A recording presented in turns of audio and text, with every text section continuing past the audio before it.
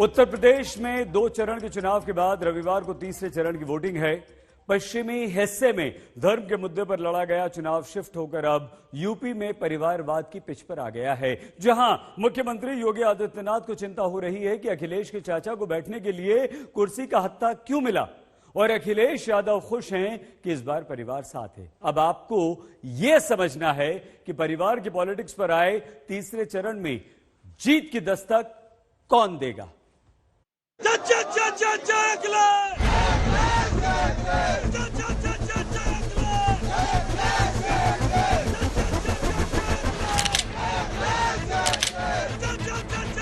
खुशी की बात है कि सब साथ हैं आज।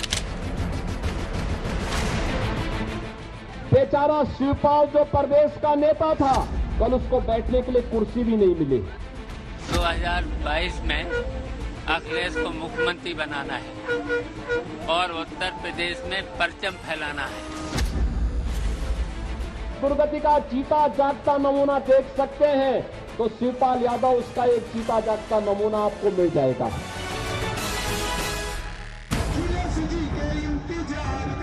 तीसरे चरण का प्रचार भले थम गया, लेकिन हवा किसकी चल रही है जनता तय करेगी। जहां खास बात रही 2016 के परिवार के झगड़े के बाद एक साथ पहली बार मुलायम सिंह, अखिलेश यादव और शिवपाल यादव का एकजुट होकर पार्टी के लिए प्रचार करना। आज हम देख सकते हैं कि नेताजी तो पहले से ही साथ थे और आज सब लोग साथ हैं। चाचा जो पार्टी हालांकि दूसरी है, लेकिन उसके बावजूद भी समाजवादी पार्टी के साथ हैं और उनका चुनाव चिन्ह भी साइकिल है। तो ये खुशी की बात है कि सब साथ हैं आज। हम साथ साथ है वाली इसी पॉलिटिक्स की तस्वीरों में प्रचार रथ में आगे 2 ही सीट मौजूद है, जिसमें एक तरफ अखिलेश यादव बैठे, दूसरी तरफ मुलायम सिंह यादव। चाचा शिवपाल अपने भाई मुलायम सिंह की सीट के पीछे जाकर थोड़ी देर खड़े रहे, फिर वो आकर प्रचार के दौरान मुलायम सिंह की सीट के हत्थे पर बैठ गए। यही तस्वीरें सामने आई जिनके आधार पर मुख्यमंत्री योगी आदित्यनाथ तंज कसते हैं।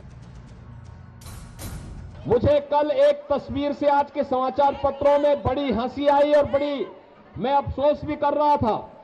बेचारा शिवपाल जो प्रदेश का नेता था, कल उसको बैठने के लिए कुर्सी भी नहीं मिली।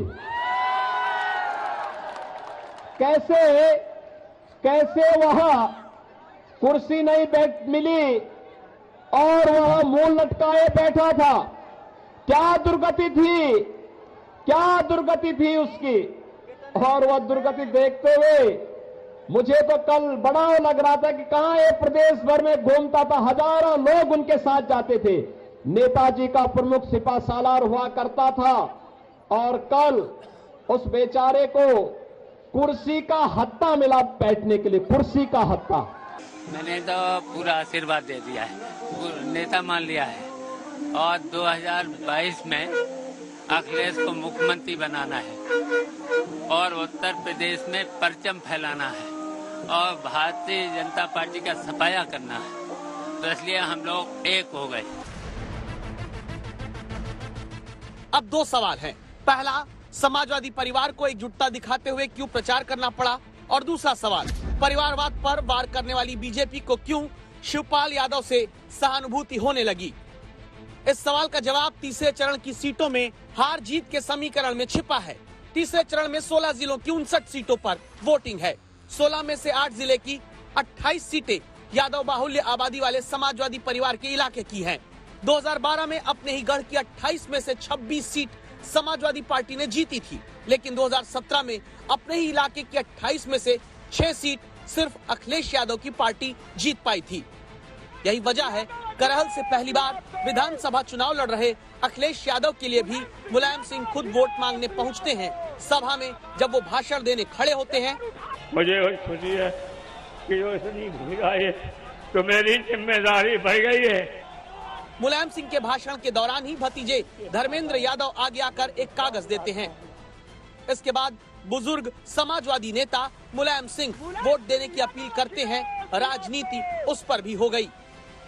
अब जो यहाँ उम्मीदवार हैं, जो भी उम्मीदवार यहाँ हैं, वो अखिलेश उम्मीदवार हैं, कांग्रेस को भारी बहुमत जिताने। हाँ, मेरी भावना है उसको पूरी भावना का आदर करते हुए अखिलेश को भारी वोट से जिताना और समाजवादी पार्टी को मजबूत बनाना। नेताजी भी बहुत होशियार हैं। कल वे आए थे, वे जानते हैं करहल की जनता फैसला कर चुकी है कि प्रोफेसर एसपी सिंह बघेल ही उनका नेता होगा। तो नेताजी ने कल यही कहा कि भाई ठीक है, तुम लोग जो चाहो तय कर लो, अपना विधायक चुन लो। दूसरा व्यक्ति बोला जा रहा है कि नाम बोल दीजिए, नाम बोल दीजिए। वो कह रहे कौन लड़ रहा है यहां से सपा का प्रत्याशी, मुझे तो पता ही नहीं है। अब ये दुर्गति हो गई हो कि बाप पुत्र का नाम न जान रहा हो। अखिलेश यादव का अपने परिवार की एकजुटता दिखाने और योगी आदित्यनाथ की तरफ से समाजवादी परिवार पर सवाल उठाने के पीछे वजह तीसरे चरण का वोट गणित है। 2017 में तीसरे चरण की 59 में से 49 सीटें बीजेपी ने जीती थी। समाजवादी पार्टी को पिछली बार परिवार के झगड़े के कारण घर का इलाका होने के बावजूद भी थर्ड फेज में कुल 8 सीट पर जीत मिल पाई थी। बीएसपी 1 और कांग्रेस 1 सीट पर जीते थे। पिछली बार तीसरे चरण के चुनाव के नतीजों ने ही तय कर दिया था कि बीजेपी की लहर है, लेकिन इस बार तीसरे चरण तक किसी की भी लहर एक तरफा नहीं दिखती। क्या इसीलिए परिवारवाद के मुद्दे पर चुनाव अभी शिफ्ट कर दिया गया है? इटावा से राहुल श्रीवास्तव के साथ अभिषेक मिश्रा, करहल आज तक।